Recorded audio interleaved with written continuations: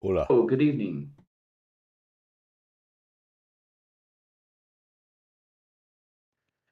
Lazar, of course, is not joining us. I have sent a message to Turtle. We'll see if Turtle can make it in. Turtle might be asleep. In his shell. There we go.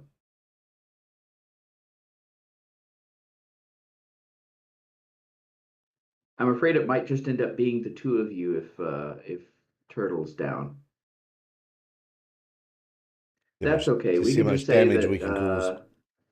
that we can just say that Lazar and Turtle are back at the hotel, keeping warm.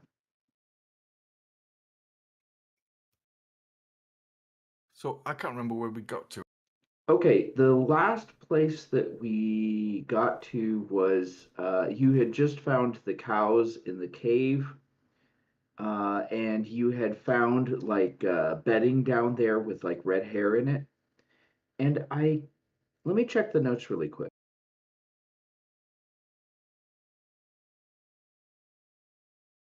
Yeah, at Yeah, we the gave. end, you are going back to the lodge for the evening. That's it. That's right. Yeah.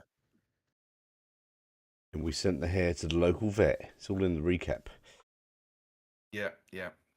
Yeah, that's why I need recaps because I forget now. All right, so during the night, you guys are probably still going to be staying at the big lodge that was nearby because there are people there. They have a kitchen. They'll let you stay in there for a while. They have a fire. Um, but during the day while you guys were out, they've managed to get snowplows to start on some of the big roads. But still, much of the town is under like 2 to 3 feet of snow. And power is still out by the end of the first day. So the during the night is uneventful. What is your plan for day two? I suppose You, it's weather dependent to a certain extent, isn't it? Yeah, if yeah. we're snowed So in, we can't do much, can we? now the actual snowing has slowed down, so it's no longer accumulating as much. But you're still pretty well snowed in. You can still get around on skis or snowshoes. Um, and by the morning, the big roads, as I said, have been snow plowed up to a certain degree, but the little roads through town are just covered in snow. Do you need me to reshare the map? Do you have the map up? Um.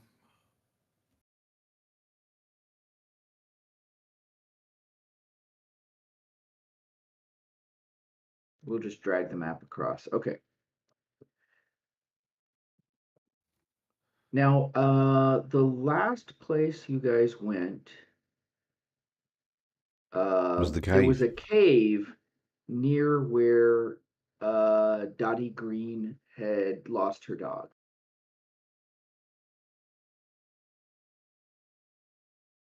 Over here.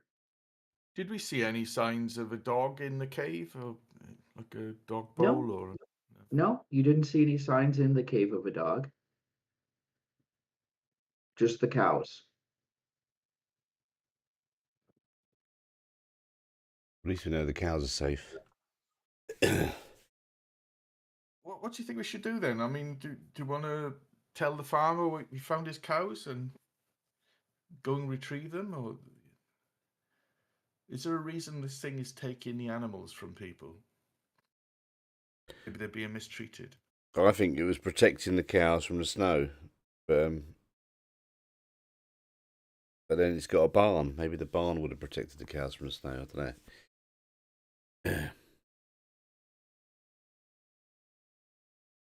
Hmm. Should we go and rescue the cows and see if we can get some cash? Being cow rescuers. Sell the cows back to the farmer. Um, well, from the cave to the road that is plowed is not that far. The cows might have some trouble, but you might be able to navigate it. You would need a survival roll to try to bring the cows through kind of low places in the snow to where the road's been plowed. Mm.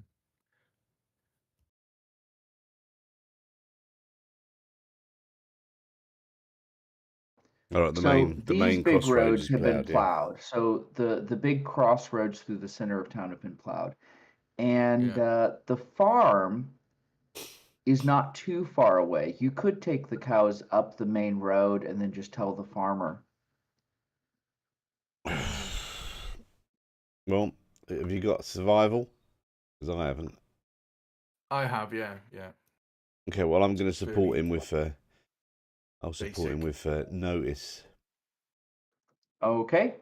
All right. Make your notice roll and survival roll.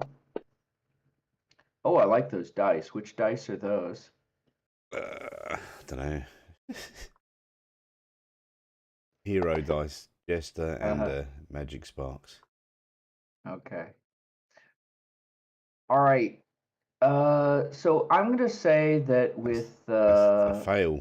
Trey's notice roll, I'm gonna say that that's gonna help you enough to get them there. He's gonna be like, no, no, no, don't go that way. Warren keeps trying to go the wrong way, and Trey keeps him on track. I'm having real trouble with these platform boots, you know, in the snow. It's they're a nightmare. Platform Yeah. boots with snowshoes on. Yes, it's not a thing. All right. So you're able to get the cows back, and you can go and like knock on the farmer's door. What are you gonna say to the farmer? We found these, young farmer. Yeah, He's they like, say they oh, must. it's like, They, wow, where did you find them? Just yeah, in the they snow. must have wandered off. Found them in the woods. All right. He's gonna say, hang on, hang on. And he's gonna come back and he's gonna give you some money. He's gonna put it in the I'm gonna put it in the party sheet here. Excellent.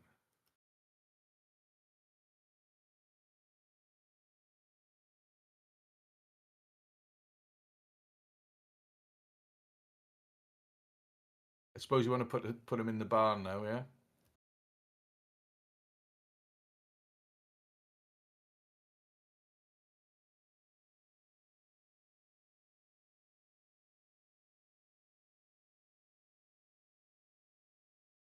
Okay.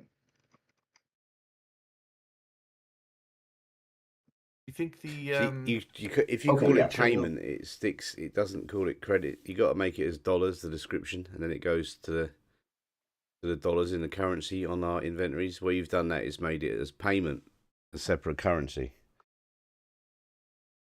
No, you just got to put the dollar sign. Yeah. Oh, I did put the dollar sign, but I didn't realize that No, it's got to be in the description. The description's got to be a dollar I sign. see. Okay. It's added payment 125 to our inventory, which is that's pretty good. I $500. played another game last night. I played a sci-fi game last night of Suede, and my players the week before they discovered a mining ship with loads of precious metals on it. So they thought they were loaded. So they went to buy a spaceship and then realized they didn't go very far. They had like millions and millions of dollars, but they couldn't buy a spaceship that was much bigger than the one they already had. But Yeah, spaceships are nice to see them. expensive. Yeah. They're very expensive, especially the mods. All the mods you have to add to them.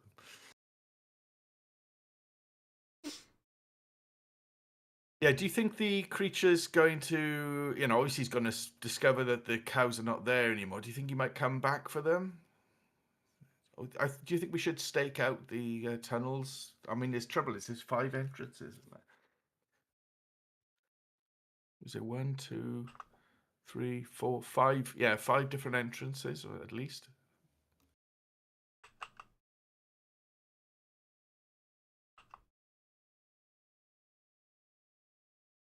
Okay, bro.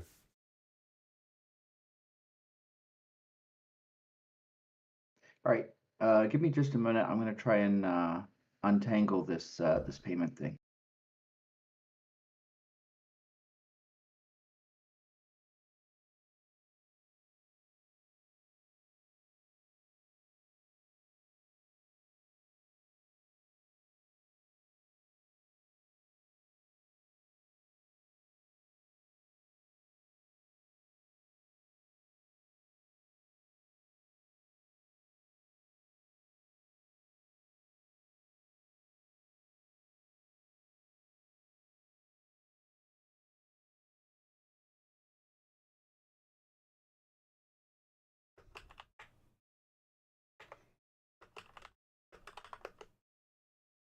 I'm just gonna go and get a coffee.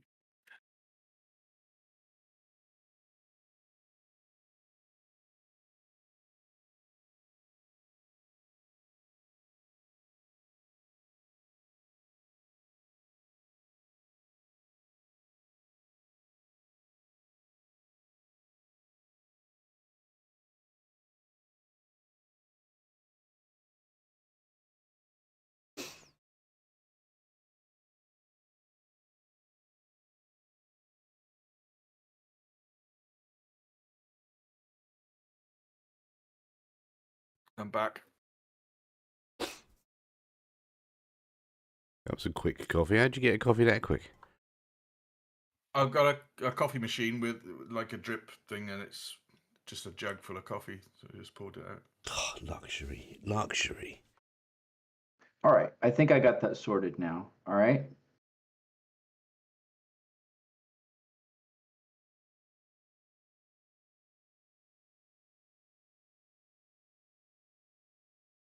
Yeah, so if you put $1 in there or $5 in there and spread it, it should just increase our currency amount, hopefully. Right. I already manually edited mine, so don't give me 125 again. Okay. Yeah, that's worked. Okay. So are you guys going to go back and try to stake out the cave, or? Well, the problem is it's 5 entrances, and there's only 4 of us. So unless we got somebody else to join us, we'd be unable to cover all the entrances. I can't believe those two were drunk so much last night they haven't woke up this morning. What a pair of lightweights. I mean, Yeah, I told them don't drink the Ray and Nephews like it's normal rum, but they didn't listen. Well, can you think of anybody that you might be able to call to help you? That kid. Well, there's the teenager who called us in, yeah, Michael, wasn't it? Right. We don't want him in trouble. And the woman whose dog's missing, maybe. Is she a bit old though? I can't remember. Yeah, she's elderly. Oh, we don't want her running around in the snow. I mean, she does reckon she loves her dog. Maybe we should put her through it, just to be mean.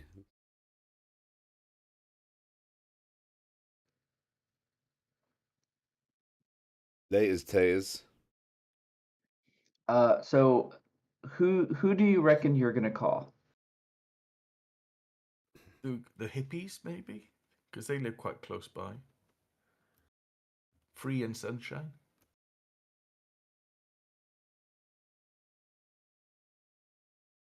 Yeah, let's try the hippies and the kid, yeah. The only other person that I think might be up for it would be the hunter. No, we don't want him. He'll shoot something. Yeah, he might shoot it, that's the thing.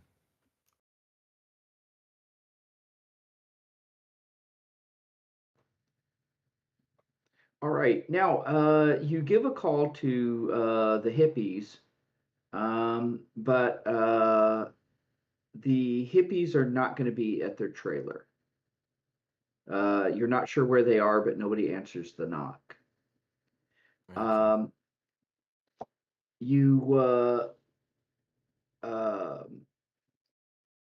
right. When you call Michael's house, Michael will answer, and he says, "Yeah, I'll come over. I'll bring a couple of friends from school."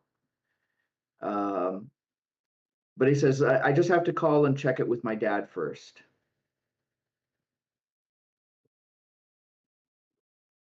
Yeah, that's probably not going to work.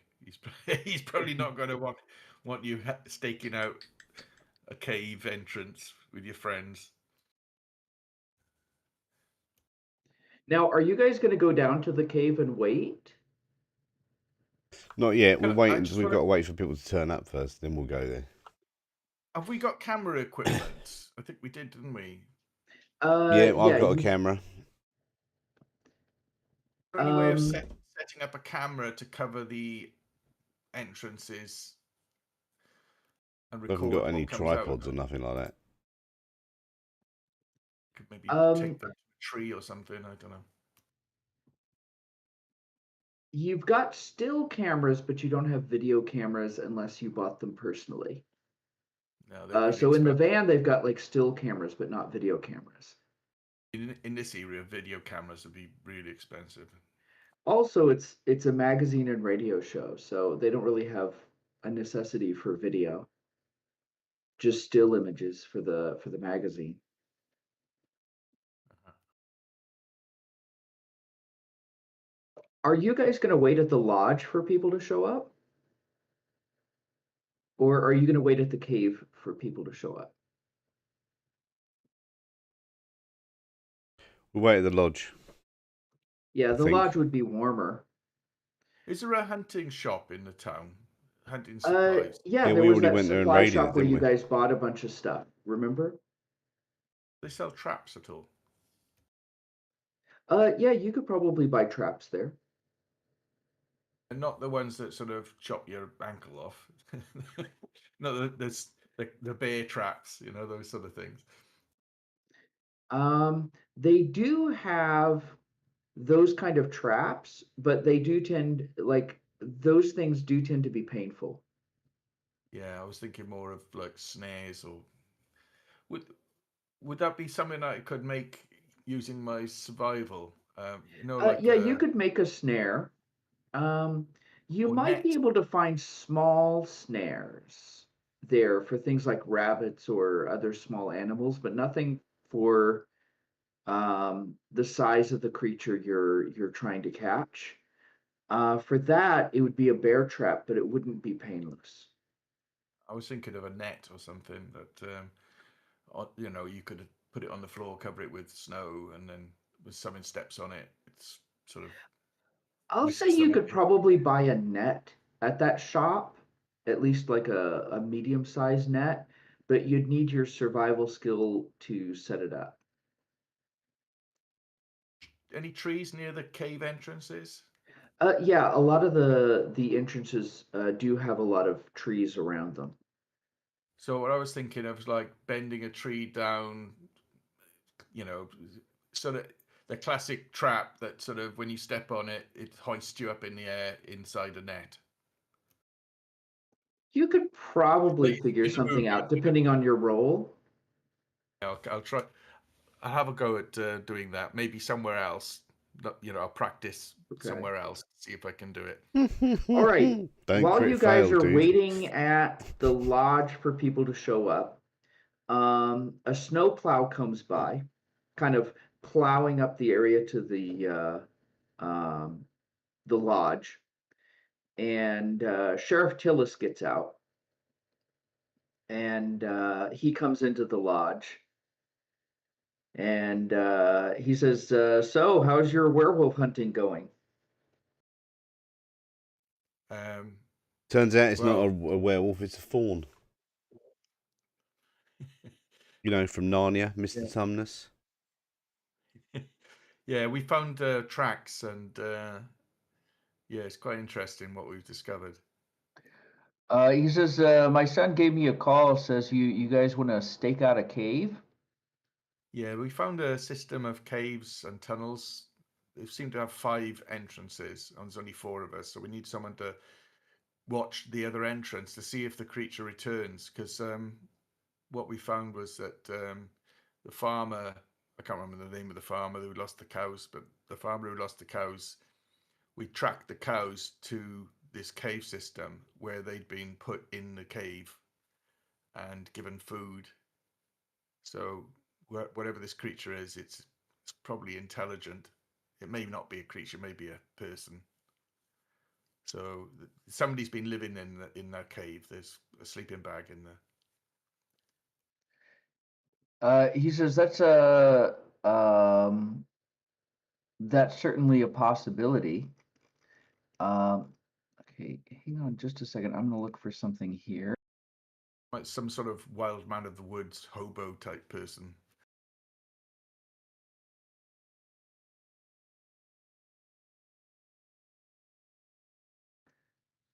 He says, just so you know, he says there are a lot of caves around the town. Shannon County, where we are in right now, has the highest concentration of caves in the state. In this county alone, there are over 750 known caves. Around town, I would say there are. Give me a second here.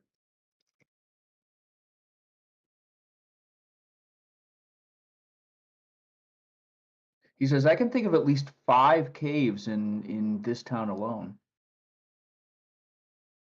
Well, that's interesting. Is it possible you could mark them on our map for us so we could check them out? He says, yeah, I can do that. That's really good. Thank you very much.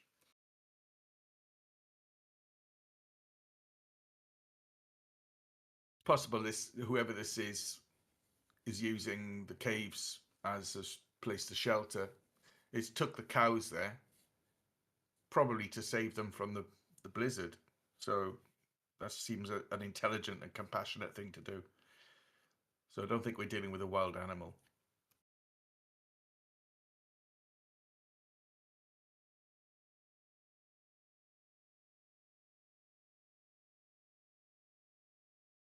Okay, he says, here, I'm going to ping these on your map for you.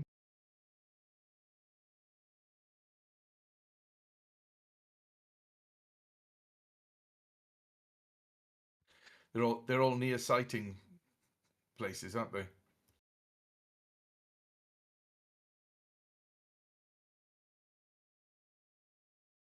Yeah, look at that. I think that's all. So there's cave number 3 over here. Cave number 2, cave number 5, cave 4, and cave 1. Yeah, they're all very close to sightings that we've already found out about.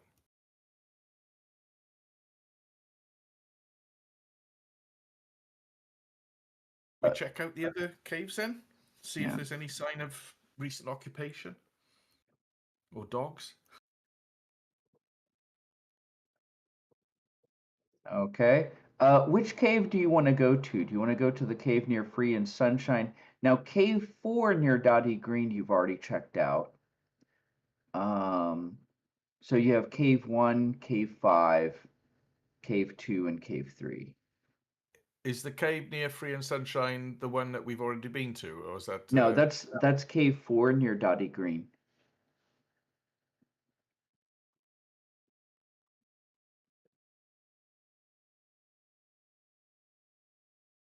Okay, that's great.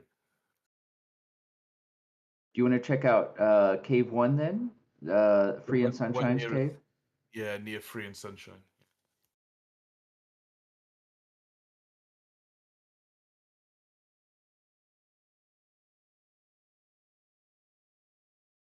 So is the sheriff with us, is he?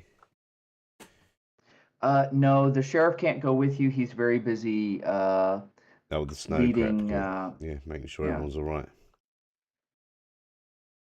Yeah. I think we should just check out these different cave systems and see if there's any sign of recent occupation. I think he's been using, using these, and that's why he's been spotted nearby. Okay, so I put you on cave 1. Did cave 1 come up for you? Yes. Yeah. Okay.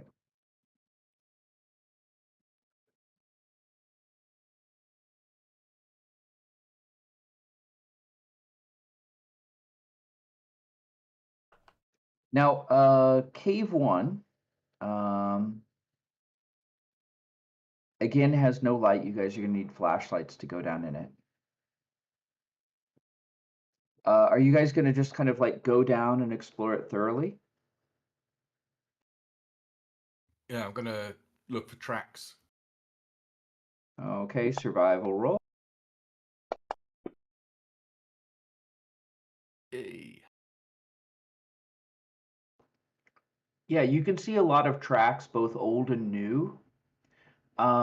You can see both bare footprints, although they look kind of odd. It's like only the front part of the foot sometimes. And you also see like a couple different sizes of hoof print.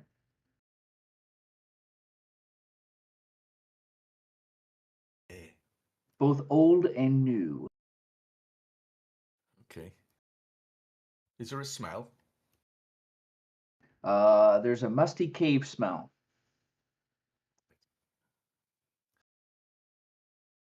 I'll move further into the cave. Oh, we got light sources on our characters.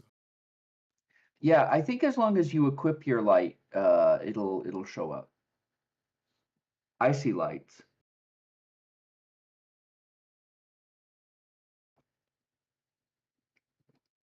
There's a junction.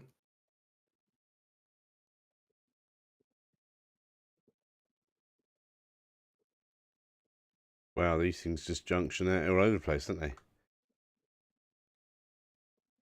Okay, now, Trey, you come into a small area and make a notice roll.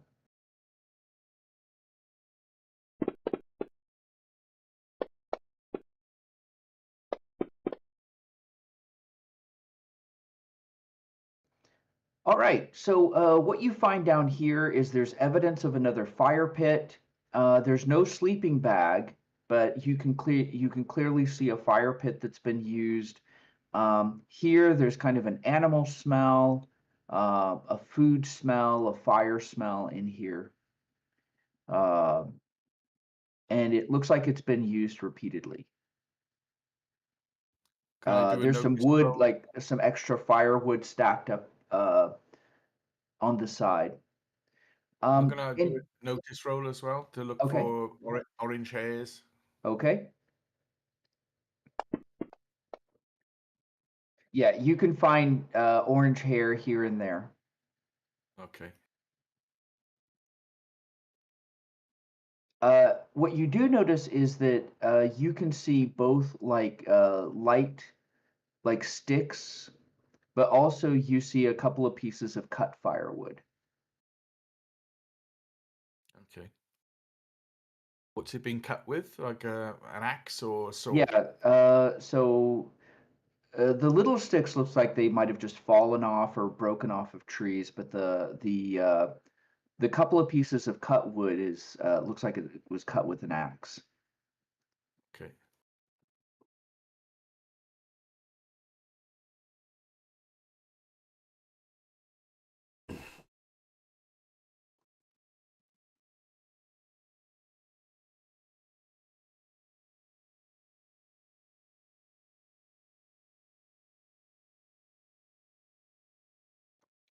All right, and you come to another exit that leads back up.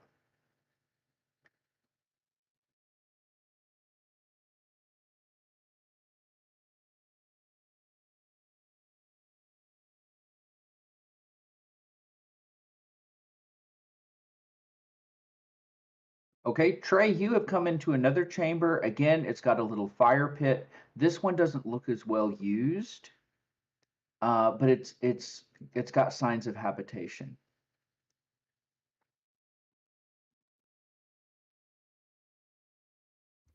And another exit.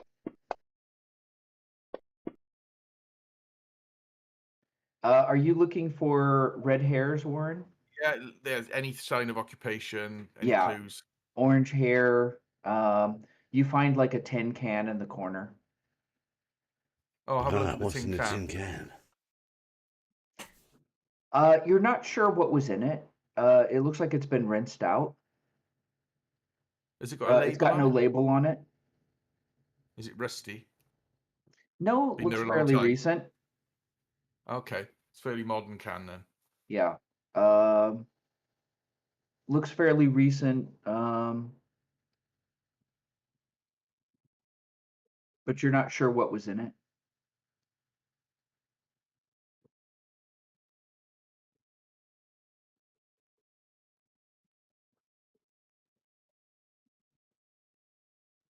So all of these exits simply lead back up to the top. Pretty woman walking down And the a lot of street. them kind of lead out into clusters of brush and trees, so that the entrances you kind of have to look around for.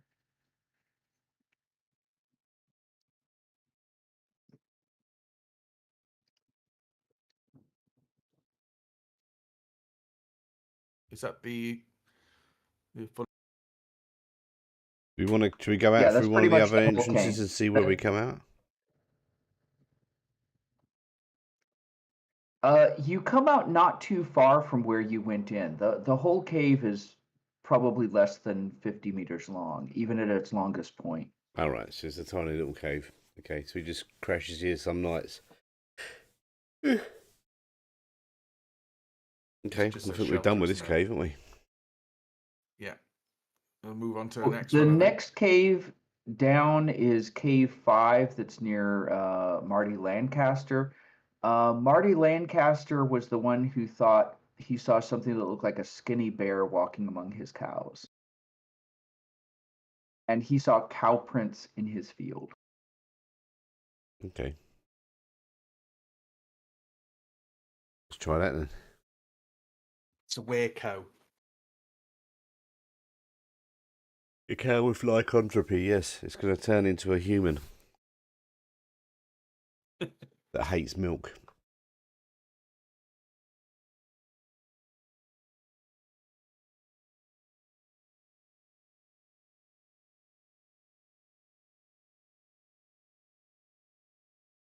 Okay, you find an entrance to the cave.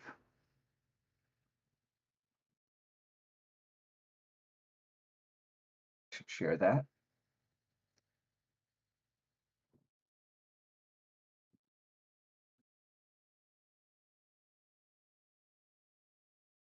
Check for tracks. Okay, make a survival roll. Same thing again. You can see footprints. You can see two different sizes of hoof print. One looks more deer-like, and one looks more cow-like. Okay. How Both peculiar. cloven hoof then. Yeah. Maybe there's a big one and a little one.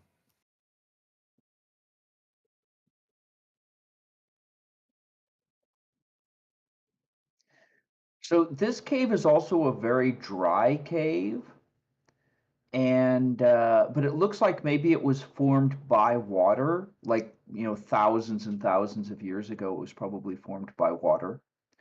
Um, that flowed through it and kind of eroded one kind of rock away from another. Is it how narrow is this cage? Is this cave and the tunnel? So could you get a cow down here, or is it It's a little narrower than bit that? small for cows. Okay. Small for cow. Trey, I need 2 notice rolls from you. Gone. I'm all on my own in the cave.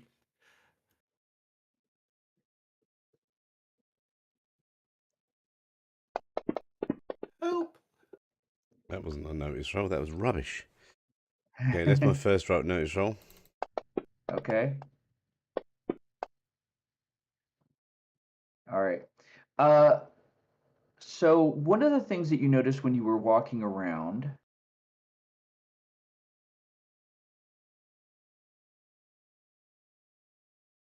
you notice that one of the walls is not actually a wall. Ah. What is it then? I'm going to tap on it. Okay. You notice that there's a space where you can kind of squeeze around, and it leads to an exit.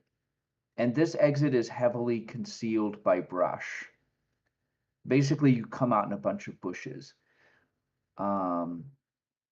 in a heavily forested area.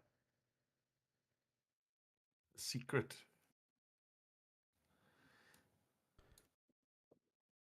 I think I've got stuck. You're stuck in the woods. He's trapped in the cave with Tom and Becky and Injun Joe. Okay. Hey, It's a much bigger system, this one, isn't it? I love It just Dungeon kinda Drafts. Dungeon winds Drafts' ability around to on make you itself. random caves is quite good, isn't it? Dungeon Drafts for making caves is good. Oh, this goes narrow here. Oh, squeeze through.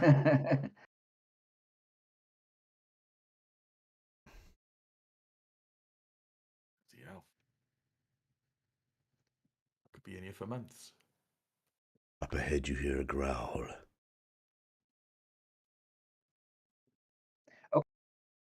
Sorry, stop for just a second. I need both of you to make a notice roll.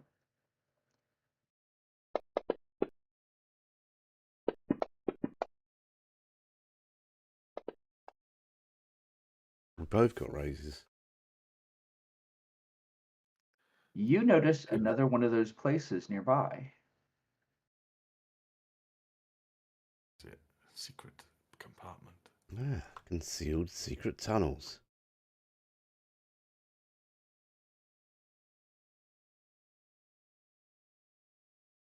Okay, I'll knock on the wall, open it up. Okay, that should open it up. And again, it leads to another exit. Again, it comes out in bushes. It's heavily concealed Nope. by trees and other AFK things. 1 minute. Somebody's at the door.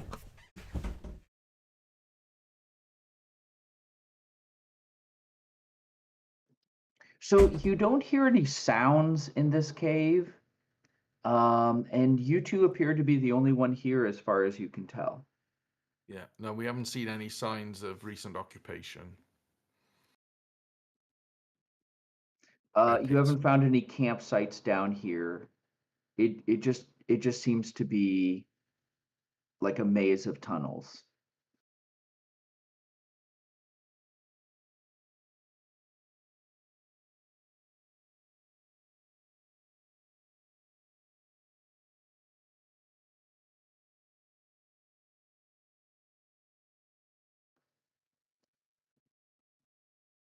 Is this a published scenario, or is it one you've made up? This is just one I've made up. All right, because it's I'm based back. on it's based on actual Wolfman myths, isn't it? Yeah. I'm a big fan of myth, folklore, stuff like that. So a lot of times myth and folklore show up in my games. I'm a big fan of history, so a lot of times I kind of mix in history and I mix in real things with my games. Yeah, it's good. Same. Oh, stop, Trey. Hang on. You have found another doorway. I'm not gonna make you roll. I'm just gonna say you find it. And again, it's another secret exit. This just looks like a place to walk through. There aren't any big rooms. It's just a series of caves.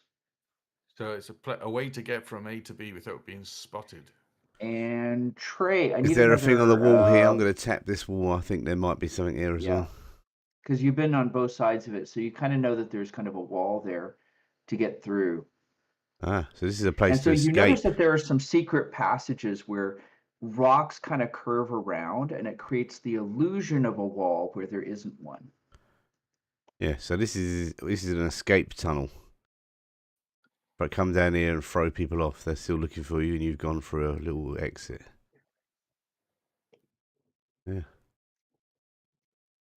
Oh, we've not explored the whole place yet, have we? We missed a bit. I think basically you've seen everything there is to see down here. Excuse me It while just I basically choke. goes in circles.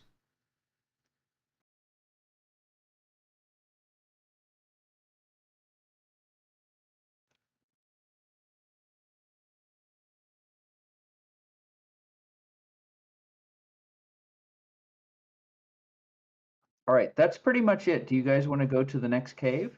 Yep. I think we go to the next one now.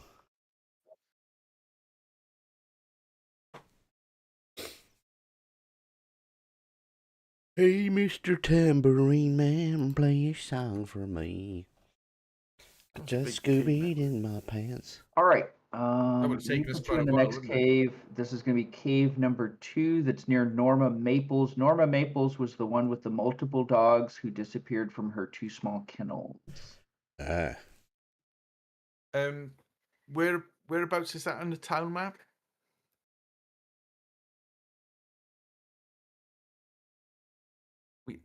Are we near the center of the town? Too far. Yeah. Before we can we go to the hunting supplies shop? Yeah. I'm just wary of actually encountering a bear, so I think Okay. some mace or something like that, some bear Okay. mace, if they sell that sort of stuff, just in case we do. Yeah, walk in on if a you bear. encounter a brown bear, that's all right. But if you encounter a grizzly bear, Yeah, I don't know if you get grizzlies in this area. Nah, grizzlies there's a tend to be much further there's north. a thing on at some campsite. I think it's in Canada, and it's got a little thing about that. It goes, be careful, wear bells on your wear bells on your clothes so that bears aren't startled by you, and take pepper spray. If You should know the difference between grizzly bear feces and brown bear feces. Brown bear feces has got berries in it, and grizzly bear feces smells of pepper and has got bells in it. I love that. Yeah, I've seen that before too. Good one. Yeah, that's a good one. Yeah, the bells ain't going to help you. It smells like pepper and has got bells in it. I'll get some pepper spray anyway, just in case, because it might be useful to disable this creature, whatever it is. Yeah, in the items you can buy pepper spray. And Okay. we're just gonna say, it's pepper spray for bears. Not much difference. Bear spray tends to be a lot stronger than typical pepper spray, but it'll achieve the same result. So if you want to buy pepper spray, you can. While you are at the hunting shop, give me a second here.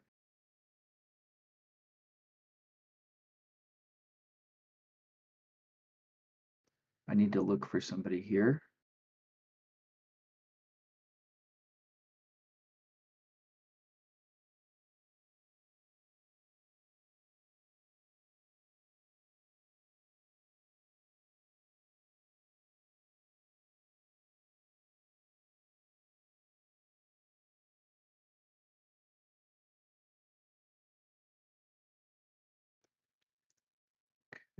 All right.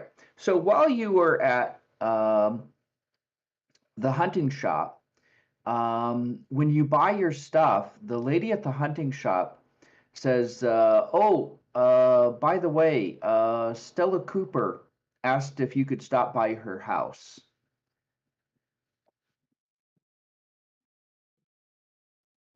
And gives you an address in the middle of town.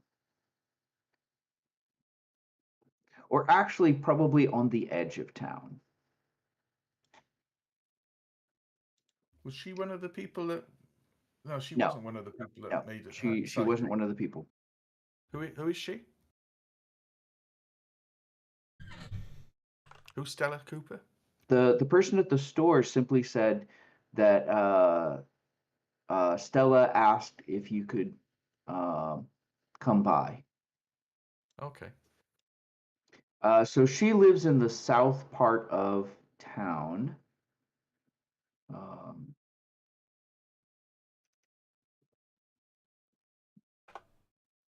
Okay.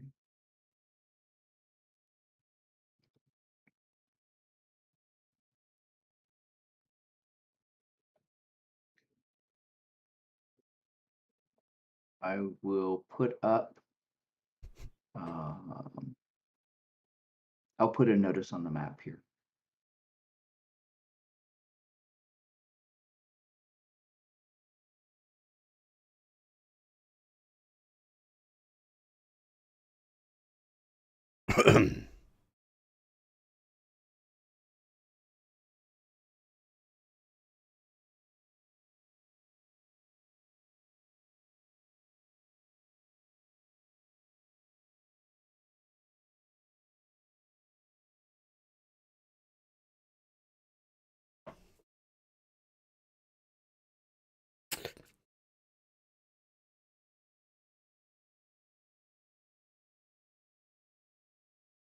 Right, I'm going AFK again. There's somebody at the door. Somebody at the door again. Back in a minute.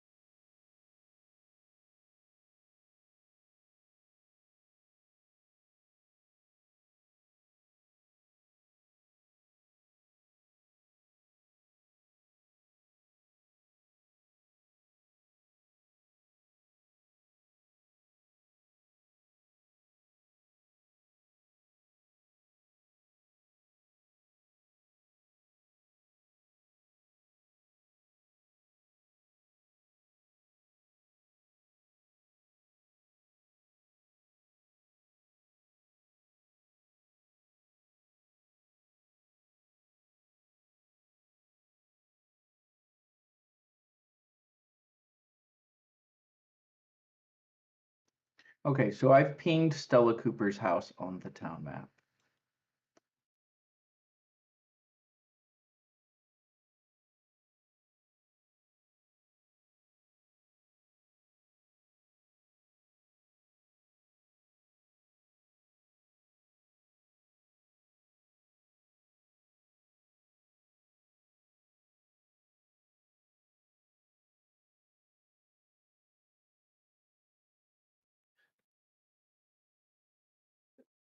How is it not far from the cave we were heading for anyway? Let me see here. It's all fairly close together, isn't it? Big Cave place. number 2 near Norma Maple's house was the next cave you guys were going to go to. There is a cave nearby, cave number 3. Well, we could go to number 3 first. Doesn't matter. All right, we'll wait for Jiminy Monka to come back, and if he comes back.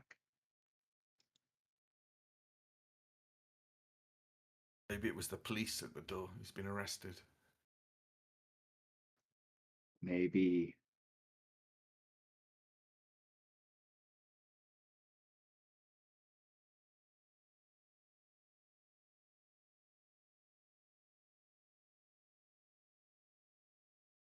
Have you tried publishing any of your scenarios? No, I've thought about putting some of them on like the Forge. Yeah. I've published on Drive-Through RPG. Uh-huh.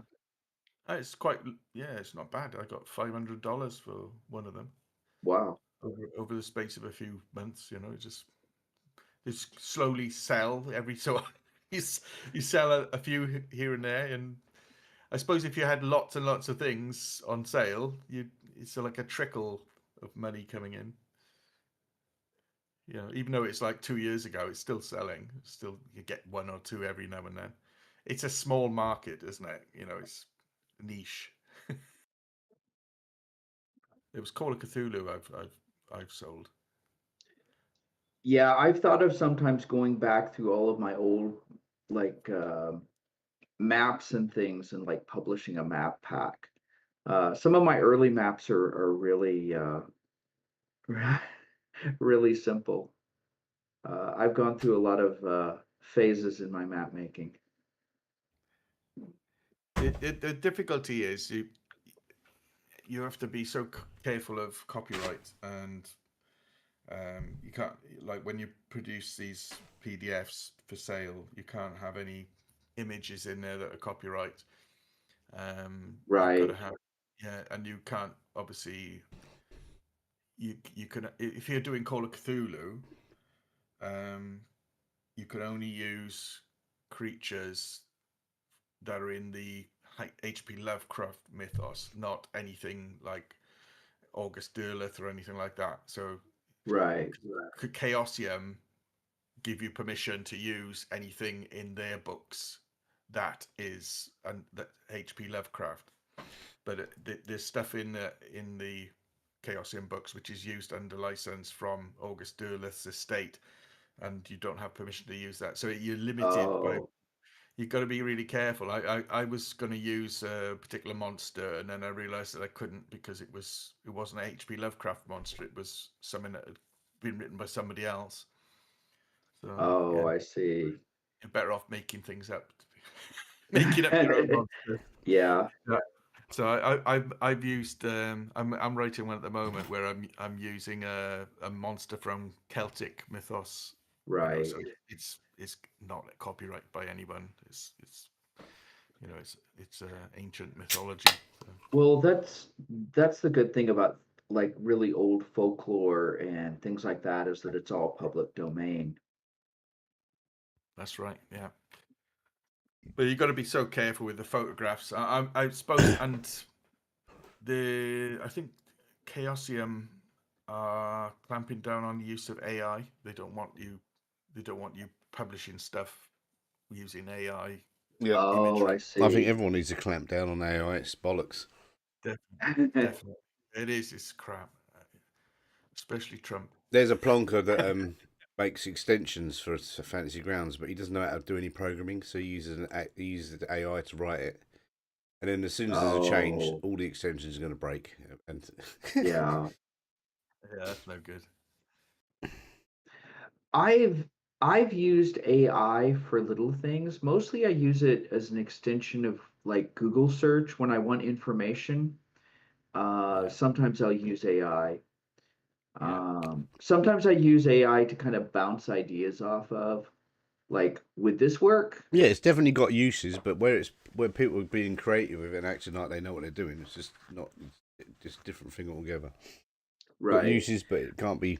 You shouldn't be, sacking artists because you can use an AI generated image instead. Yeah. Well, it shouldn't replace thinking. No, definitely not. I find it a useful tool, but like I wouldn't say to AI, "Oh, can you design me an adventure?" I kind of think that's sort of um, Yeah, that's crap. Yeah, You selling can't. human intellect short. I It's not wouldn't very good ask at it to that. think for me. Um, Not very good at creative thinking, is it? Is no, original thinking. no. But it's Uh, good at finding information and yeah, references and yeah. I've used it to generate images before, um, like photographic images, and yeah. depending on which one I use, it works okay. Um, but You can always tell it's again, AI. yeah, it's just kind of a replacement for stock photography or search engines for me. Yeah. All right, so are you guys going to go and talk to Stella? Yeah. Stella Cooper. We'll go and have a chat with her. All right, when you get to Stella Cooper's house, let me bring this up. Sorry, I accidentally pinged that because my push to talk button is like causing it to ping. All right, so when you get to her house, um, you see a very small old white house, and you notice on the porch there are various wind chimes, various symbols. Make an occult roll. Do you have a cult?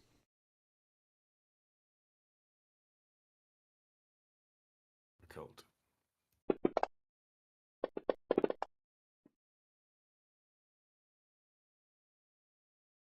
All right. So you can see a variety of like traditional folklore symbols, um, and like occult symbols, but usually like symbols of protection. Um, Things like chimes and Native American dream catchers, that kind of thing, outside this house. Okay. And when you knock on the door, an elderly woman answers, and she's probably in her late 70s, maybe early 80s. She has really long white hair, uh, but she's dressed a bit like the hippies. Like when she answers the door, she's got this very colorful blouse. She's wearing blue jeans that have been painted with all kinds of symbols. She's got a lot of rings on all of her fingers, beads around her neck, and she has bells kind of woven into her hair. And she says, "Ah, thank you for coming. Please come in, come in." Uh, Her home is hardwood floors. You know, the furniture is kind of old, but decent looking. There are a lot of like crocheted covers on the sofas and things. Um, she brings you some hot tea, some little biscuits, and Ask if she she's says, heard of our magazine and the radio station. um, "Oh, you're asking if she's heard of it?" Yeah, yeah. She says, "Yes, yes, I enjoy reading the magazine. I listen to the radio show." Um, she says it's Did you very interesting. did you read the one about the paddle steamer with the cannibals? She says, "Not yet. I haven't gotten to it." Oh, that was us. Yeah. She says, "I've heard in town, you're looking for the wild man." Mm. She says, "Have you discovered anything?" Yep. Yep. We've seen traces of him. She says, "I've lived in this town my whole life, and if you don't mind some advice, I'd like to give you a small piece of advice, a request." What's She that? says, "When you do find the wild man," she says, "he's not dangerous. Please be gentle. We He's not actually an figured he animal No, to wasn't be dangerous. hunted." he's obviously intelligent from what He's we've been seen helping and animals compassionate. out. None of the animals that have gone missing have actually been harmed. She says, "Yes, that's his nature." She says, "I can't tell you anything more. I've made a promise, but um, I also owe someone a lot, and I would like to ask you to please take care with him. Uh, he's not an animal, and he's not dangerous. Have Just you be met him? gentle with him." Have you met him? She says, "I can't say anything more." Okay. Yeah, we figured he's not dangerous anyway, so you got no worries about that from us. We're not intending to harm him. She seems So relieved to hear it. with his Uh, pepper spray in his hand. so after that, she'll chat with you until you finish your tea and cookies, and then thank you for your time and send you on your way. All right. Which cave did you want to go to next? Now, there's cave number 2 that's near Norma Maples. You guys are at Stella Cooper's house. Cave 3 is very close to her house. Should we go there? Cave 3. Yeah.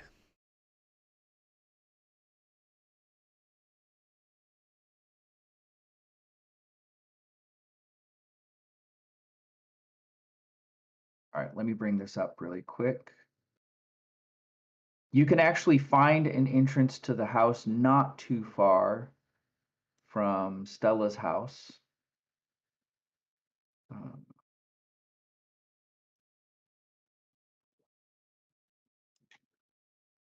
Okay.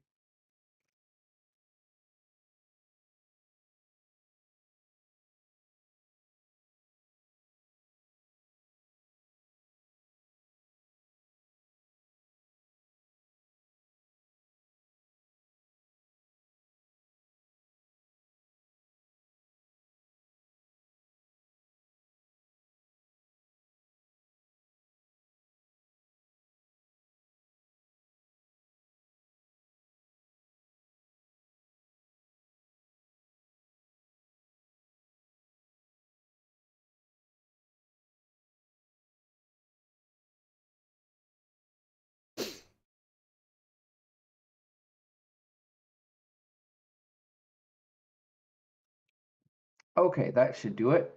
So not too far from Stella's house, you find an entrance to the cave.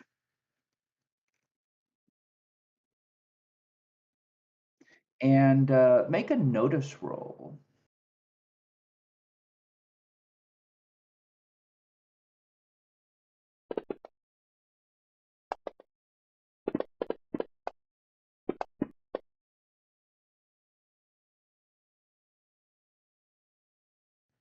Okay, in this case, you can hear the sound of distant water. Not like running water, not like a river, but just kind of the sounds of drips of water and kind of a gentle movement of water somewhere in the cave. It's kind of echoing through the cave.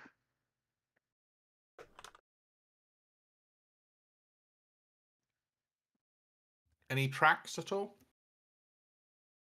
Make a survival roll. Okay, you can see tracks coming and going. There are some of the hoofed tracks, but they're also bare feet. Or human feet? Yeah. Was that lady wearing bare feet? No, she was wearing shoes.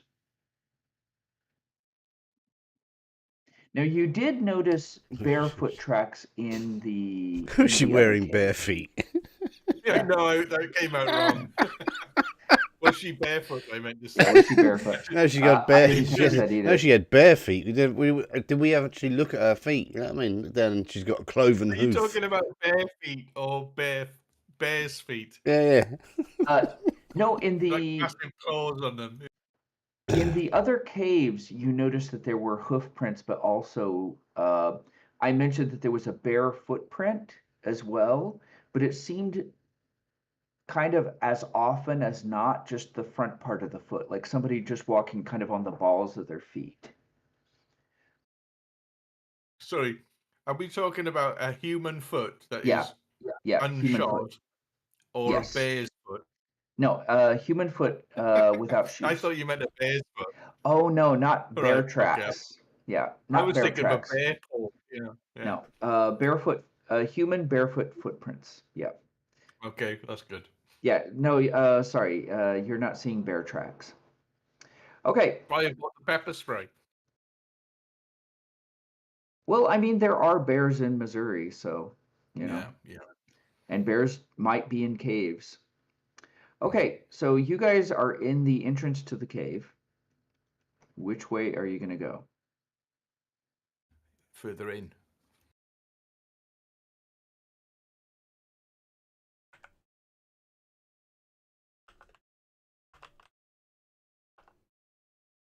Can we hear the music, the water still? Is it Yeah, getting you loud? can hear the water. As you go down the cave, it gets slightly louder. I'm still seeing tracks, yeah? Yeah. As you get further into the cave, the tracks are harder to see because there's less actual dirt and the floor is rock.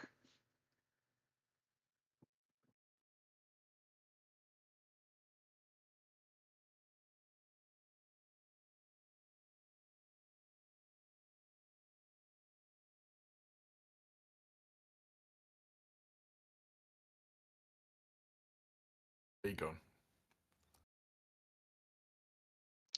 Okay, so from where you are, you're in an intersection that goes kind of north, south, east, west. Can I hear the water coming from Yeah, one direction? it's coming from the east to your right.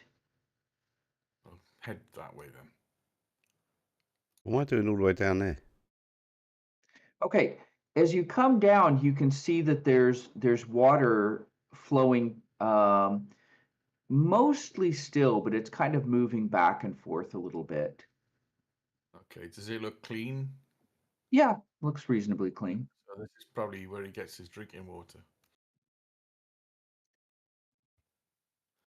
Is it a stream? Yeah, there's kind of a stream. Okay, and so when you get to the point where you are, the stream kind of goes into the rock, and you can kind of hear the kind of like the movement of water somewhere past you, but you've come into a dry area. And again, you've come into an area with a fire pit, some blankets and things like that. Give it a good Okay, is search. this recently occupied? Yeah, it maybe not very recently, but it's not like an ancient fire pit. Oh, you melon.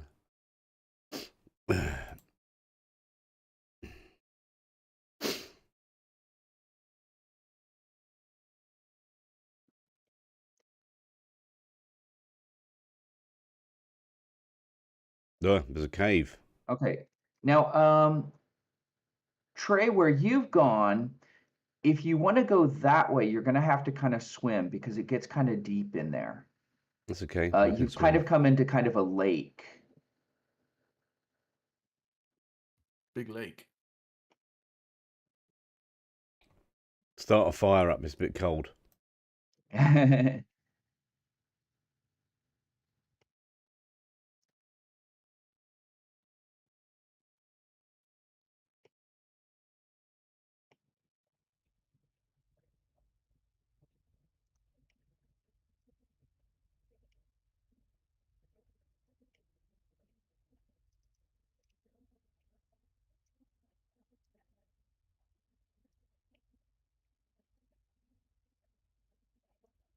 All right, you come down, and Trey, you found another underground lake.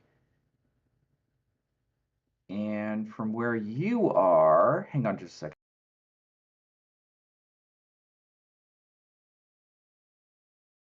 You're not sure how big it is. Okay. We haven't got a boat, And so we're not swimming in that. and It's because too it's kind cold. of dark, it's hard to see how far it goes. I'm gonna warm up a little bit. Yeah, we need to have a fire after swimming in that water. Can you start a fire? Now, when you're in the Or in the cave, sea? it's actually not that cold down in the cave. Inside the cave, it's not warm, but it's not cold like it is outside.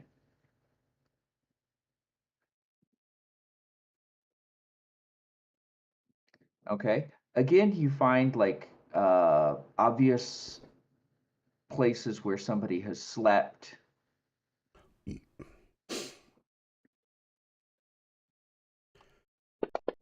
Just check it out. Yeah, you find more of the orange hair. Okay. Nothing recent, nothing to show that anybody has recently been there.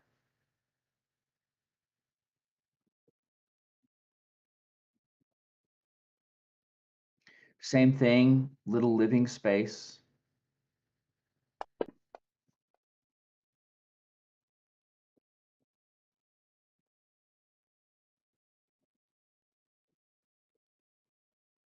Okay, and then where you come out, you can see it comes out in bushes. There are rocks around it and trees to kind of hide the entrance. Okay. Again, it's just another kind of resting area or sleeping area. In these little rooms, there are no blankets, no sleeping bags, no fire pit, but you can see signs that somebody's been moving around there. Okay. Trey, do you want to?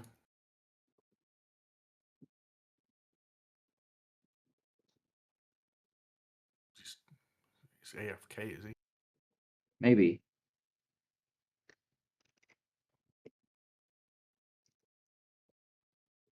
I'm following Warren C. Okay.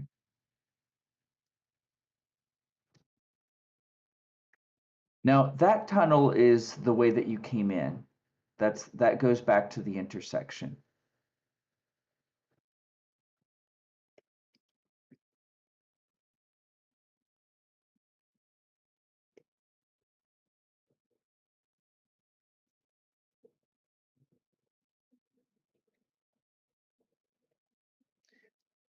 Again, another place with a fire pit. Some signs of habitation. Okay. Um, you find more of the hair.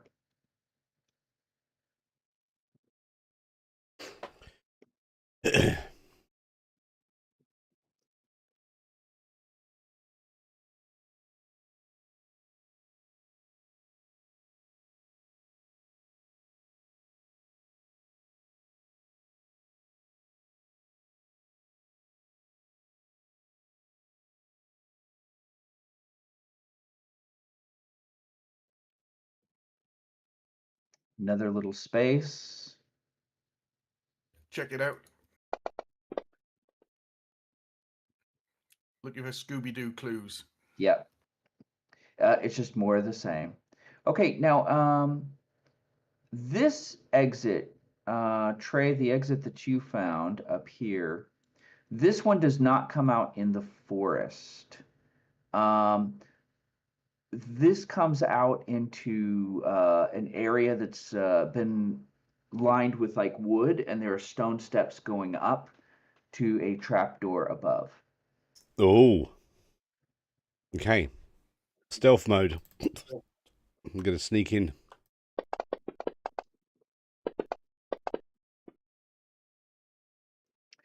Okay. All right. Okay. Are you going to open the door? Well, I'm going to listen, and then if I hear nothing, open it, yeah. Okay. Notice roll.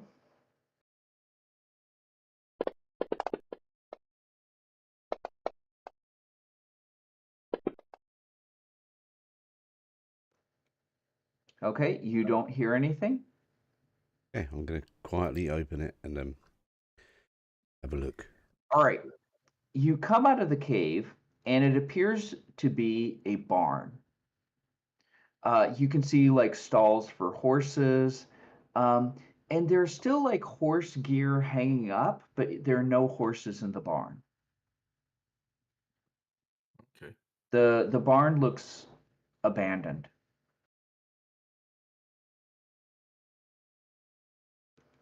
Looks like it probably hasn't been used in many years. Shall we go outside and see where this barn is situated?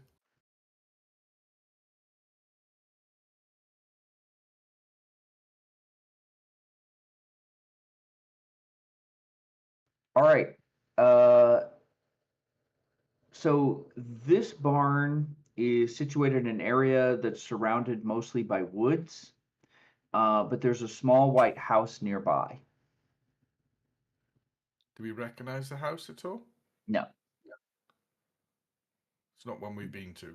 it's not a house you've been to. This house looks very old. A lot of the paint has peeled off. Um, the uh, the area around the house is overgrown. Okay. What do you want to do? Do you want to maybe come back to the house another time, or do you want to go there now?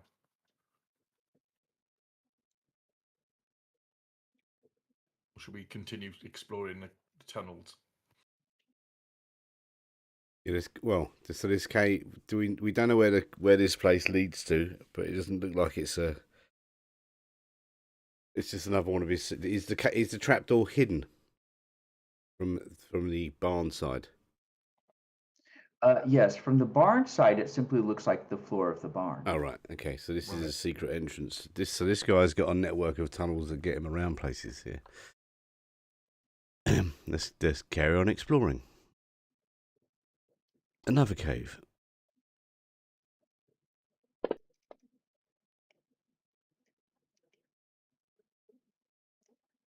Okay.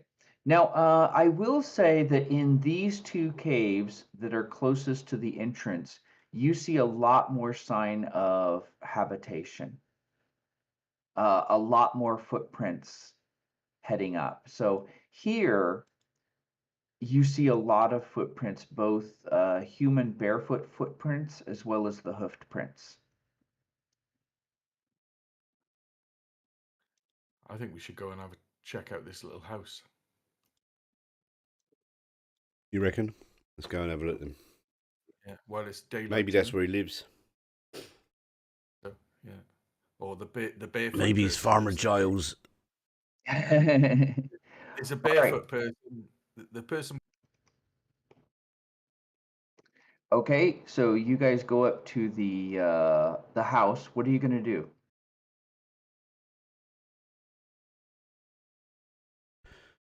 Does it look like it's habitable, or is it completely derelict? It's habitable. Still got the windows, the roof is intact. And the access to the front door is clear, is it? Yeah, Not overgrown. yeah. Knock the front door. Okay. Um, all right, the front door opens and there's a person there. He's dressed in overalls and he's got a heavy coat on and he's wearing like old-fashioned shoes and he has a cap on his head and he has a really long red beard and red mustache and thick bushy eyebrows. And he says, "Yeah, can I help you?" Um, I'm looking at his beard. Is it the same color as the hairs that we've found? Yes. Okay. Good afternoon, sir.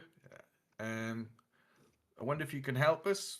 We're looking for some cattle that have gone missing. A friend of ours, the farmer, has had some cattle go missing, and we wondered if you'd seen any wandering cattle during the blizzard. He says, I've seen some wandering cows. He says, I took some cows to a cave. Oh, you took them to the cave. He says, yeah. He says, it's cold outside. Why don't you come inside? Well, let's just be honest with you. We've been following up stories of sightings of a creature, but I don't think it's a creature. I think it's you. I think you're a person who's been looking out for animals and rescuing them. And we just want you to know that we mean you no harm. He says, well, that's good to know. He says, why don't you come inside? I'll explain. Okay. Okay. And I want to explain to him that what our job is, and that we're only interested in the story, and we'll keep him. If he'll tell us his side of the story, we'll keep it all secret. We won't reveal his name or anything. He says, I'd appreciate you not telling people that I'm here. But if you wrote a story about the wild man of Eminence, that would be cool. I'd enjoy that. Well, what we do, we change the name of the town. We wouldn't reveal the name of the town, so you wouldn't be plagued with people coming down here trying to pester you. He says, well, that would be good. He says, hang on, let me get my notes here. He says, first of all, he says, "Hi, my name is Curtis Gifford, and this is my grandma's house. My grandma was um, Virginia Gifford, and she lived here in Eminence her whole life. And my grandma had one daughter, uh, whose name was Emma Rose Gifford. And when Emma Rose Gifford was a teenager, according to my grandma, uh, Emma Rose ran away, and she came back a number of years later, and she was pregnant, and she had a baby, and that baby was me. And when she saw me, and she saw I wasn't like other babies, uh, according to grandma, my mama ran away. And so I was raised by my grandma here. And my granny, she was worried that somebody might take me away because I'm different. See, my whole body's covered in hair, and I have a tail. And Okay. she thought people would say I was strange. But she taught me not to feel bad about how I am, but she just taught me to be careful, you know? So she didn't say I was bad or wrong. She always said I was good. He says, "Look here," and he points to this bookshelf. He says, "She taught me how to read and write by herself, and she always taught me from these books of mythology, Greek mythology and Roman mythology and folklore from all different kinds of places." And I always liked animal stories, like Aesop's fables. Those were always good. And so that's how I grew up.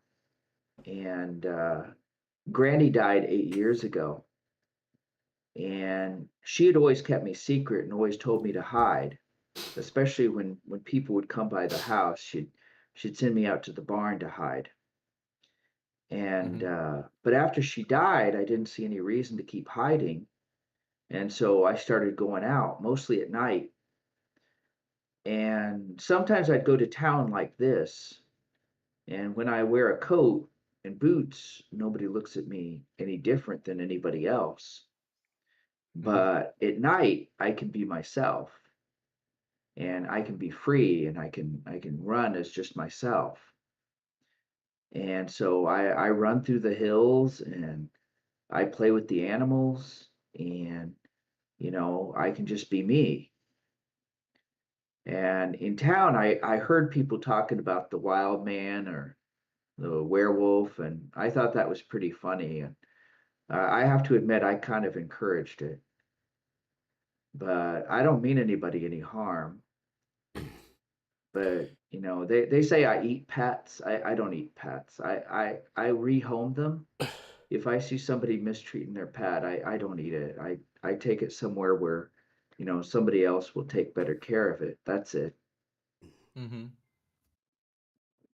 Well, okay. Well, So I mean, the do only you want to do you want us to not write an article about you, or do you want to be left out of it, or do you want to be just as a do you want me to want us to leave you as a mystery and pretend we never solved anything? Well, I've always loved stories about, things like, the wild man or the wolf man or, you know, um, all these stories in the books that my granny used to share with me. And so if I were in a story, that would be really cool as long as people didn't know where I live or didn't know my real name. how Okay. about we do an interview with an interview with the wild man, or the wolf man, whatever you want to be called, and we'll keep it all anonymous, and we won't we won't let on where we met you, but We'll leave it vague enough we'll that it sounds like it maybe we made it up. yeah, and we'll tell your story from you can give us your life story and your views on animal treatment and farming practices and whatever you want to talk about. He says, "Well, that'd be all right with me." I could do We that. publish a magazine, which you'd be able to go to the store and buy that magazine and read about yourself. That would be you'd have a bit of a kick out of that, wouldn't you? And there might even be a fee, a bit of money for that. I wouldn't need any money. My granny left me enough to live on, and I make a little money selling stuff in town, though they Well, don't know who I am. you could give the money to an animal charity if you wanted to. Okay, that'd be okay with me. I still have a lot of money though left over from my grandpa. I never met him. He died before I was born. But Granny said he was a moonshiner and a bootlegger.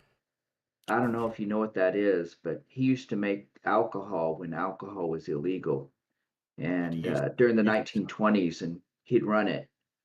he'd use the tunnels, would he? Yeah, he used all the tunnels, and he says, "Here, let me show you." He left me these shoes. Um, Granny told me that the moonshiners used to wear these special shoes so that the police would get confused. And he shows you a pair of shoes that have like cow hooves tied to the bottom. He says these were my grandpa's, and he used to wear these when he'd walk to his still out in the woods where he made his liquor, and that way the police couldn't figure out where it was. Oh, very I always clever. thought these were funny, and so when I was a kid, I used to wear these. Do you still wear them And now? oh yeah, yeah. After Granny died, when I started going out, um, I used to just go barefoot. But when I heard people in town talking about the wild man, I thought it'd be funny to wear these sometimes. So Yeah, sometimes yeah. I wear these when I run.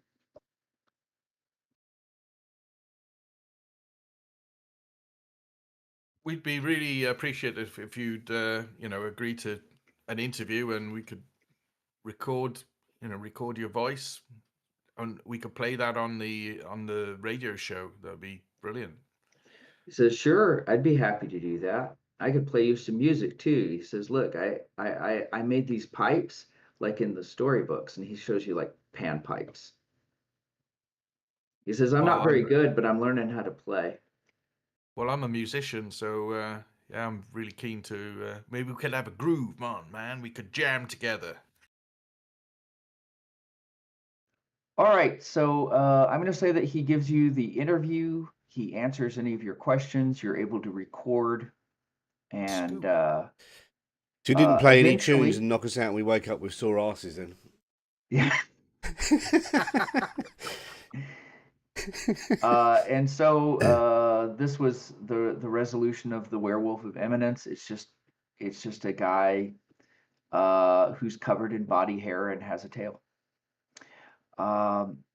So that's the end of Excellent. the Well, werewolf. that we got a fantastic scoop for the magazine, and we'll even have a recording of him and me on the guitar and him on the panpipes. Yeah. Play that on the radio. All right. Now we still have time, so if you like, we can even start the next episode. We'll just fill Do you everybody want in to when they get here. just do a sort of teaser to it? Yeah. Yeah. Uh, so let's see. Okay. So is there anything that you sorry, I wasn't pushing the button there. Is there anything you guys want to do? It's going to be about a month between the werewolf story and the next story. Is there anything you guys are going to do back in New York after you write the story and you put the news on the radio? Probably gonna write a song about it. That's good. You could keep in touch with Make him and you a could make a collaborate and performance roll to write your write an song. album. Yeah. The Werewolf Make a album. performance roll. Let's see how good your song is.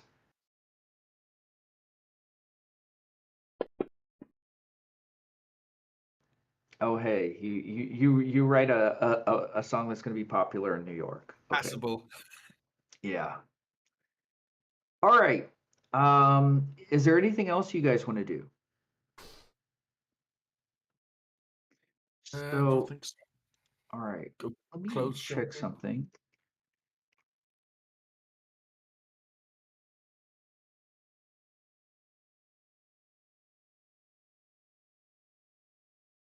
So when you guys are not out on missions, you're basically free to run around New York City. If you live at 445 Henry Street, there's just sort of the daily life at 445.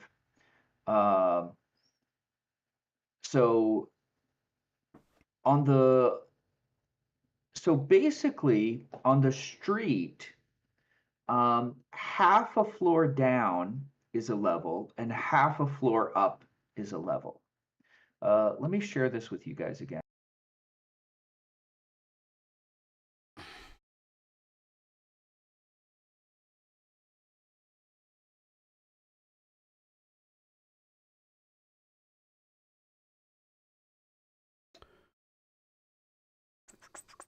And so from the street, you can go down some stairs, and there's a doorway that leads down to uh, kind of the first floor that's actually below street level. And on the first floor, there's a dining room where you guys have breakfast, lunch, dinner if you're in the house. There's a kitchen, and people who live there have free use of the kitchen. There's a pantry and a walk-in freezer. If you go downstairs, there's a basement, and in the basement is the water heater, kind of an extra generator. There's a laundry room. There's an area of the downstairs where Tava lives. She has an apartment in the basement, and there are some rooms with kind of like filing cabinets.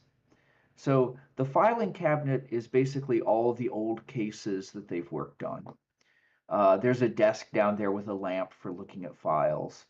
Ah, There's a room full of cabinets that have little artifacts and keepsakes from various stories that they've done. And there's another room beyond that that's kept locked that Tava says has like the weird stuff. Um, from the street level, if you go up the stairs, is the reception area where you guys first walked in. And there are a couple of little offices, one of which Tava uses, and the other is basically just open for whoever wants to use it. The floor above that, there's a library, mostly with like occult books and books on the supernatural, books of folklore, kind of a research library. There's a living room with a TV, there's a bar. The next floor is just bedrooms. And the floor above that has two large bedrooms which aren't being used. And there's the radio station.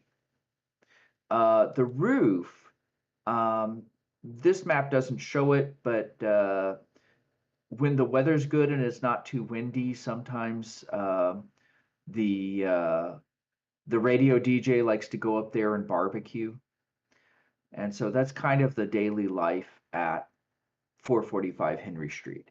One other thing that this doesn't show is that the walls are covered with shelves that have little knickknacks and artifacts from all over the world, usually things of an occult or kind of strange nature.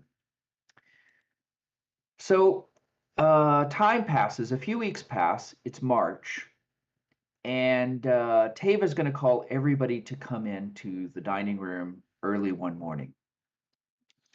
And she's going to say, I've had a call from Canada asking for our help.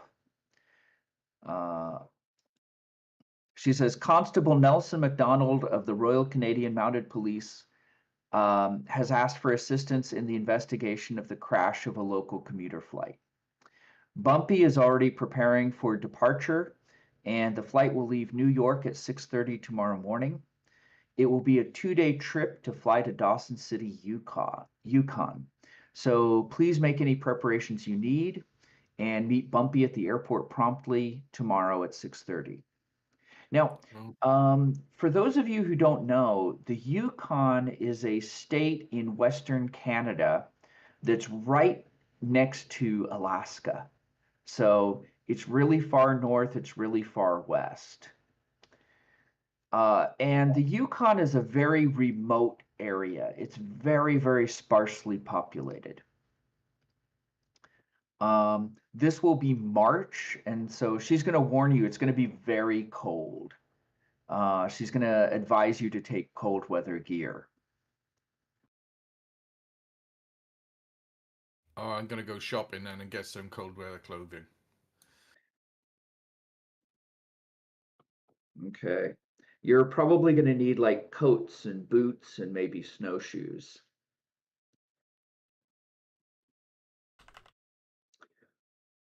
So do any shopping that you need to. And the next morning at 6:30, your pilot Bumpy is going to load your van into the airplane, and he's going to fly you off.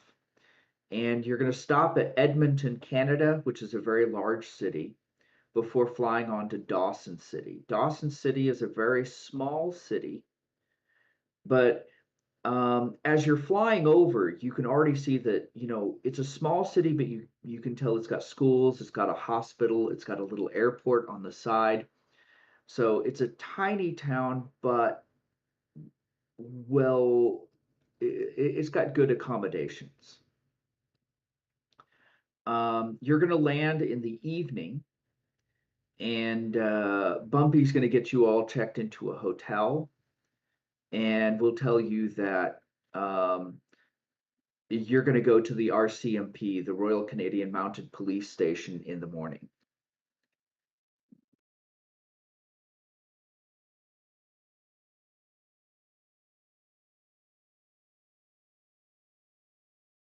All right, the next morning,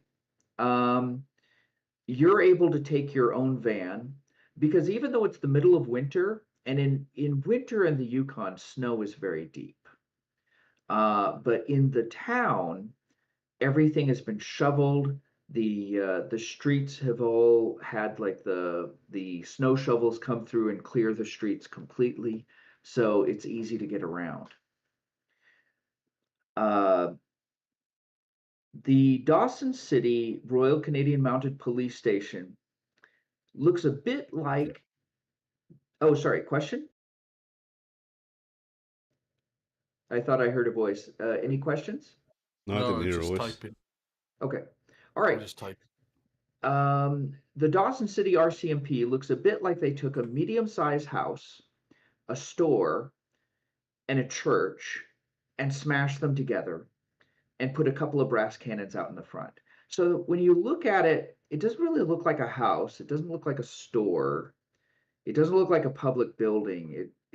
It's kind of got a lodge sort of look. It sort of reminds you of the lodge in Missouri, except for the brass cannons out front. Now, once you go into the RCMP station, you're gonna meet. There are a couple of Canadian Mounties in there. I don't know if you've ever seen Canadian Mounties in the movies. Yeah.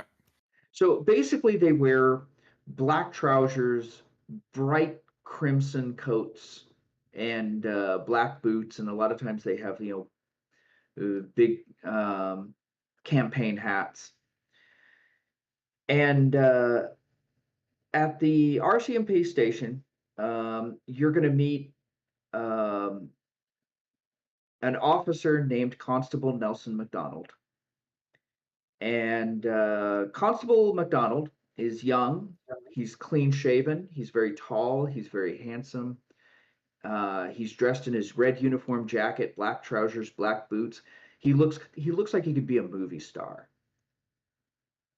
And he's going to introduce you to two more people. And he's going to say, hello, I'm Constable McDonald. Thank you very much for coming. I appreciate your prompt attention to this matter, and I hope you'll be able to help us. He says, this is Dorothy Good. She's from the Canadian Aviation Safety Board.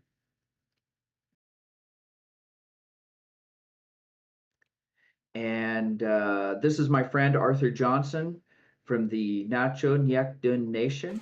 Um, he's my guide, and he points to the other two people there. Arthur Johnson is in his late 60s, maybe early 70s. He's heavy set. He's got like a square head and a thick mustache and short crew cut hair. And he's wearing like a plaid lumberjack shirt, jeans, heavy snow boots, and a heavy parka. Dorothy Good is very tall, very weathered. She looks like a woman who spends a lot of time outdoors. She's in her 40s, and she has blonde hair that's going gray.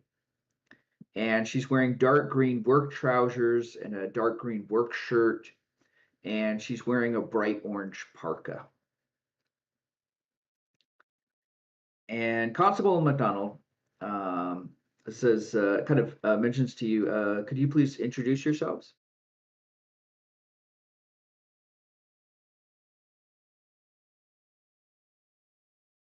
Do you want to go first?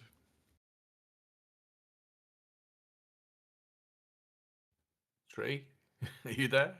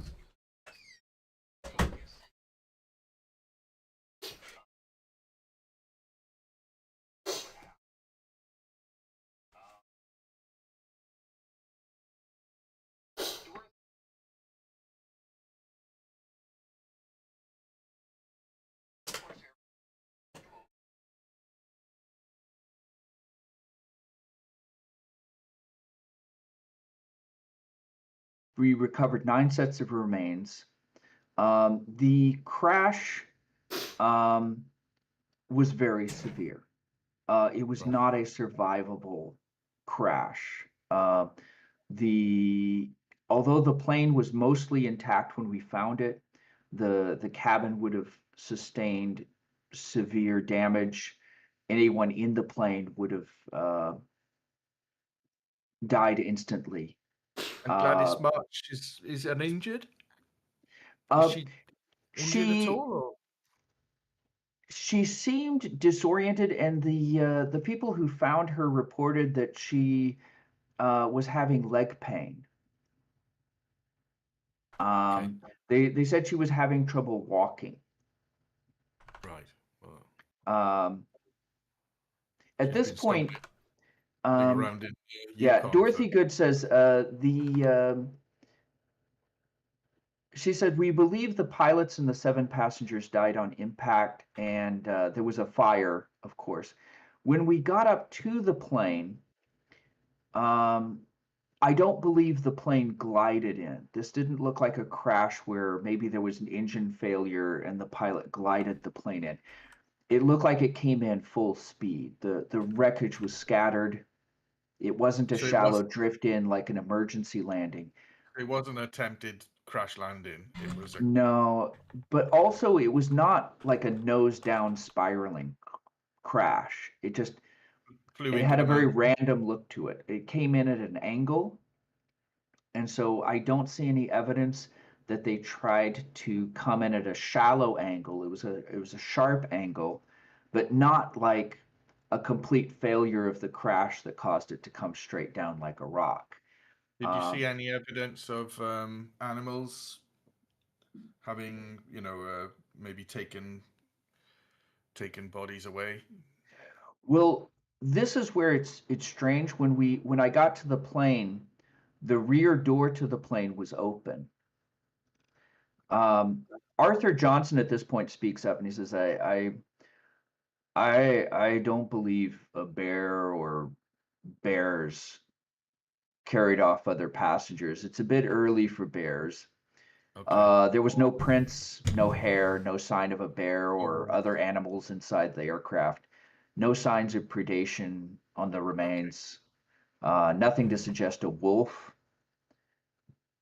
He says some of the suitcases were still in and around the plane unopened. So I don't think a person came and maybe took away the bodies No. because people tend to look in the suitcases even if they don't take anything. They can't help themselves. Okay. What? Any? Have you had any luck locating? I don't know if it has a black box recorder. This type of plane, or any sort of voice recorder in the cockpit. Um, he says, unfortunately, no. Just a moment.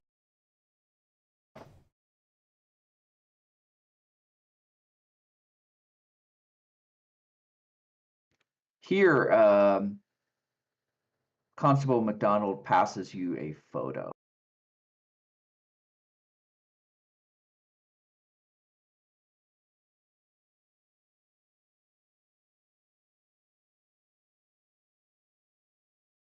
Did that come up for you? Nothing on it, but oh, there it is. I've got it now. He says, this is a photo that was sent to us from Whitehorse. This is the aircraft that crashed. It's a twin engine de Havilland DH-6 Twin Otter aircraft. They usually don't have black boxes. It's just a very small aircraft. And in this area of Canada, there aren't many radar stations or radio stations that keep in contact with aircraft, which is why we didn't see it go down. And it took several hours to notice that it was overdue.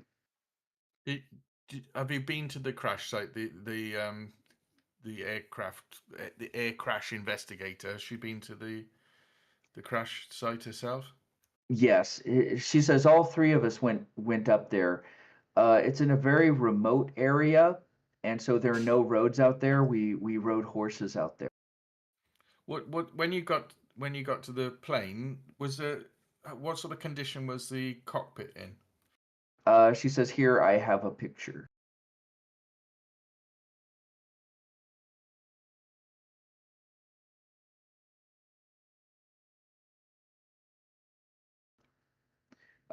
She says the most of the airplane was still intact. Um, the wings had, of course, been torn off coming down, and it had sustained fire damage. The underside of the aircraft was severely damaged, which is why you can see some of the suitcases outside the plane. As the plane spun around on the ground, things were thrown out of the airplane. Uh, the rear stairs were down. Um, Could you tell from the position of the controls, like the throttle and flaps and things like that? Could you determine whether the pilot was trying to, was he were they flying in a normal manner and then they crashed, or was he trying to do a landing? I don't see any sign of a landing or a deliberate crash. If someone were trying to crash the airplane, generally they throttle all the way forward for more power, more speed. If they're trying to do a soft landing, they'll throttle back on the power. Here, the Yeah. power was set for regular cruising speed. Okay. So it would just seem the aircraft cruised into the mountain, but it was at too low an angle for normal flight. Usually the stick would be a little bit back so the airplane flies more or less straight. Here it was pushed forward at a slight downward angle. Hmm. Okay, I think we should go and speak to this lady that's somehow managed to survive a crash. Go and Here, talk to. Arthur Johnson is going to speak up, and he's going to say the mountain is not terribly high, and it's not terribly rocky, but it's rough. And he says I've been up there. I've gone hunting out there with my dad since I was a little kid. And he says the route from the crash to the river is rough terrain. It's rocky terrain. A person can walk, but it's not easy, even for a healthy person. I don't think Gladys walked off the crash site. Um, he says one, the hunters who found her said she was having trouble walking when they found her. She seemed to be in a lot of pain. And second, she didn't have shoes. She didn't have the right shoes. It's snowy out there. Um, Yeah. uh, I don't think she walked to the river, but I can't explain it. Okay. Well, maybe we should go. We need to go and talk to her. If she said she'd only speak to Beyond the Black, that's us. So Yeah, let's go and that's what speak we're to her. here for. Okay. So Constable McDonald will say she's um,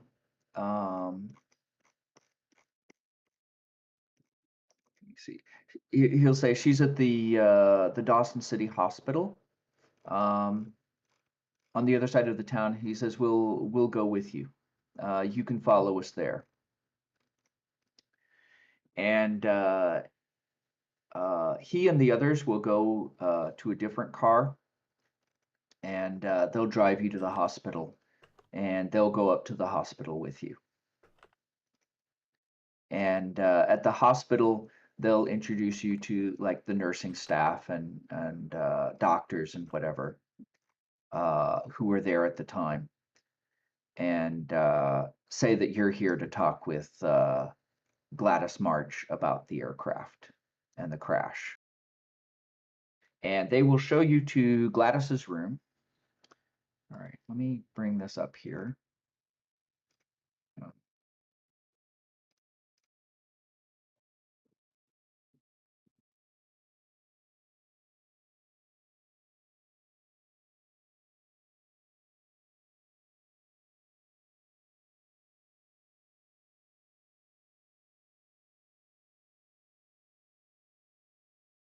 Okay, so when you come to talk to Gladys March, okay, um, Gladys March is a woman in her 50s.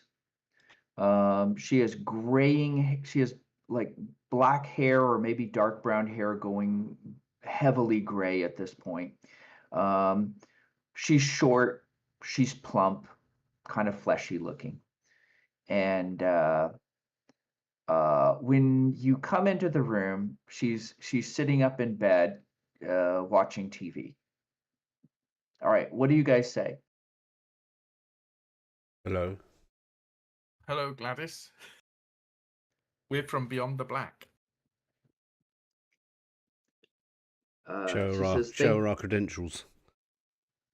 she looks at your credentials, and she says, "Thank you for coming. Uh, I told them I would only talk to you. Um, but she says, I'm not sure I can. I told them I would only talk to you, but now that you're here, I'm not sure I can." Well, just start where you feel like starting, and tell us about She you. says, I was supposed to fly from Whitehorse. I live in Whitehorse, and I was flying to Fairbanks, Alaska, just a short holiday. And I got on the plane, and we were flying. And she says,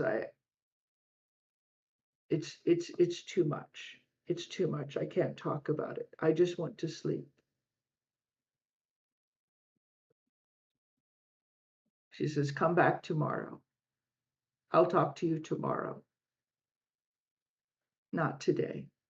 Okay, that's all right, Gladys. When you're ready, you can talk to us then.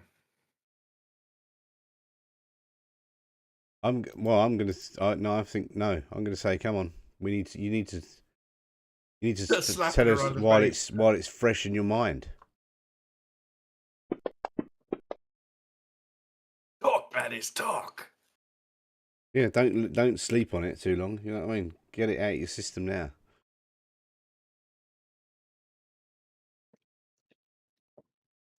Um, she she picks up a tissue and she starts like batting her eyes with it and saying, no, I can't today, not today. Come back tomorrow.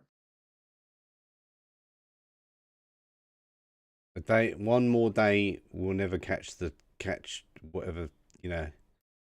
We'll never find out what happened. The trail will go cold. Your memory will be less useful. I'm gonna basically Sorry. get a bit intimidating with her. All right, give me just a moment here. Try persuasion.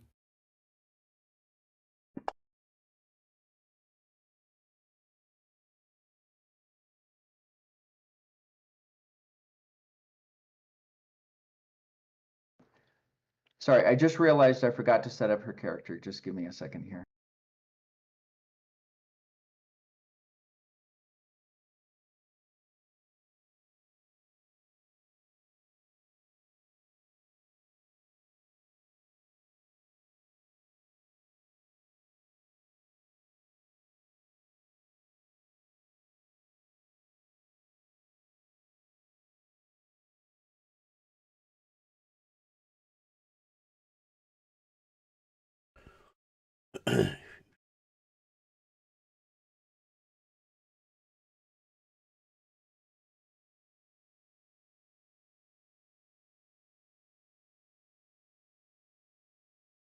Can't forget, just followed right through.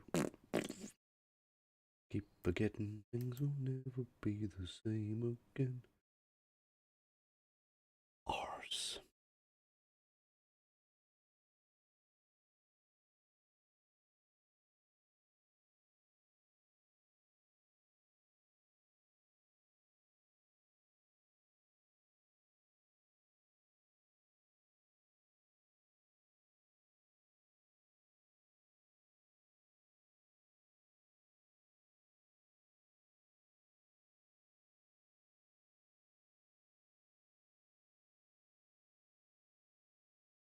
Okay, let's try that. All right.